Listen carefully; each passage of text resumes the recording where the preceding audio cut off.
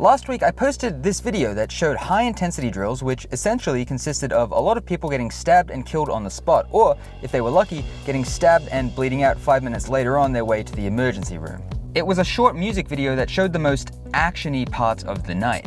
In this video here, I want to break down the 3 primary themes that were evident on the night in relation to what tactics worked well against a crazy stabby person and what ones didn't.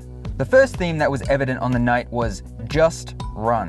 A phrase I'm sure we've all heard when it comes to knife defense. This first clip shows us that if you do have an agility advantage over someone because they're a lot bigger and slower than you are, you can traverse obstacles to slow them down. But it also shows us that you need to be able to recognize when running is no longer the best course of action.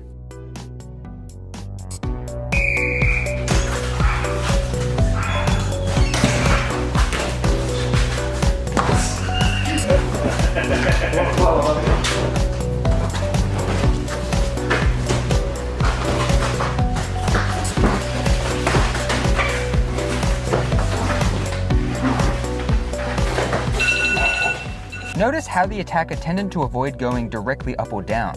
They tended to take the long way around the obstacle instead.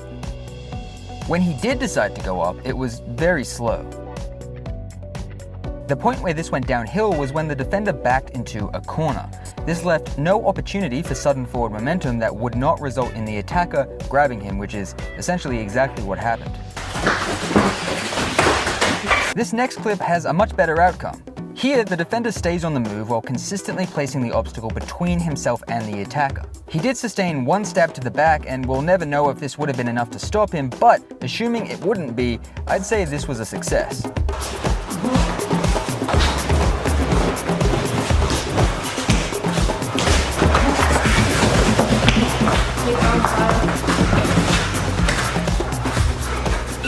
So, what was the difference between the first clip and the second clip? I believe it was the amount of consistent forward momentum. In the first clip, there were a few points where the defender seemed unsure as to whether or not they were going to stay or run. I think this can be chalked up to the differences in room layout, as in the second clip, the obstacle was in the middle, meaning the defender could essentially run rings around it, and so long as the attacker was not confident in climbing over swiftly and quickly, the defender would have a high chance of escaping so long as they kept moving. However, in the first, it was off to the side, leaving less space to run on that side of the obstacle, meaning running was less of an option.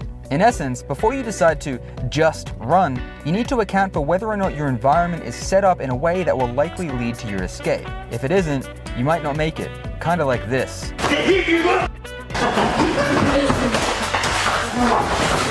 Or this.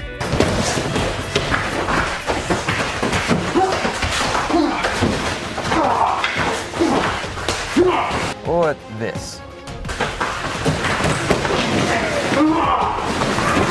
The second theme that was evident on the night was focusing purely on offense. This was a theory that I personally wanted to test out going into the night. Can you make your attacker so worried about not getting punched that they forget to stab you? The answer was sometimes yes.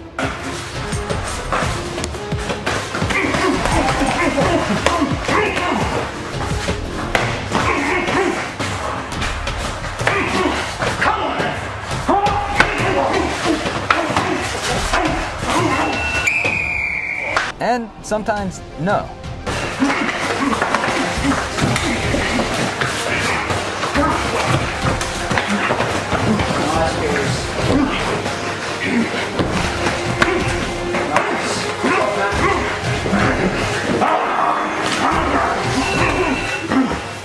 This next clip shows that pure offense can be very effective if you choose to implement it when your attacker is in a disadvantageous position.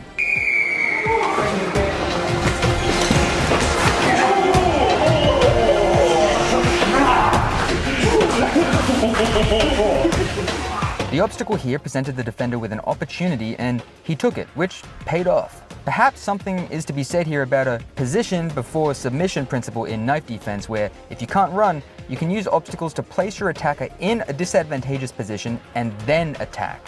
Although it doesn't always go that way, as the same concept was applied here, and although it looks like it goes well at first, I landed on top of him and sewing machined him afterwards. Now the third and final dominant theme of the night was the use of improvised weapons. In this clip, the defender uses a broom, but it only causes a momentary distraction before becoming useless and really just gets in the way.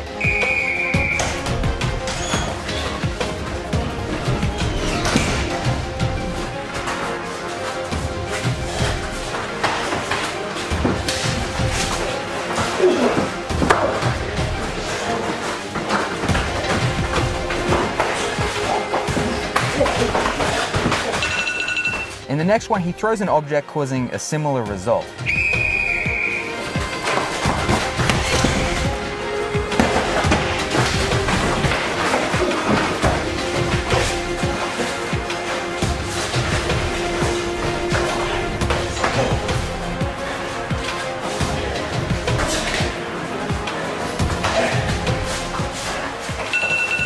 And in this next one, once I see that he's picked up an object, I throw a broom at his face, which was very satisfying and, to be honest, I'm pretty proud of.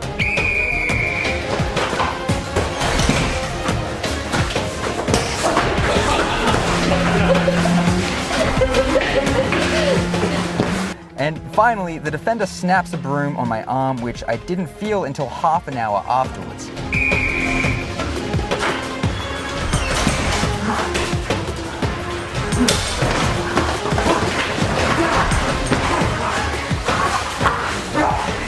At best, I would say the use of improvised weapons in this particular instance only resulted in a momentary shift in focus on the part of the attacker. So, what are the big takeaway lessons from this?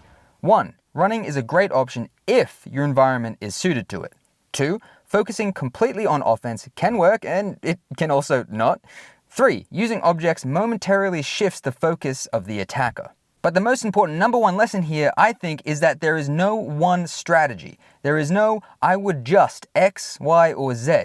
The biggest lesson I took out of this was that the factor that most determines your success is not how well you run, how well you fight, or how aware of your surroundings you are, but how capable you are of saying, what I'm doing right now isn't working, I need to change my tactics. How capable you are of recognizing that you need to change tactics and how well you decide what tactic to change to are, in my opinion, the greatest factors that determine success in a situation like this. That being said, you obviously need to have a good base foundation of each of these individual factors for this to be something you can do effectively, so you absolutely need to know how to run, you need to know how to fight, and in order to do any of this, you need to go to a gym and do what I always say, which is actually learn how to defend yourself.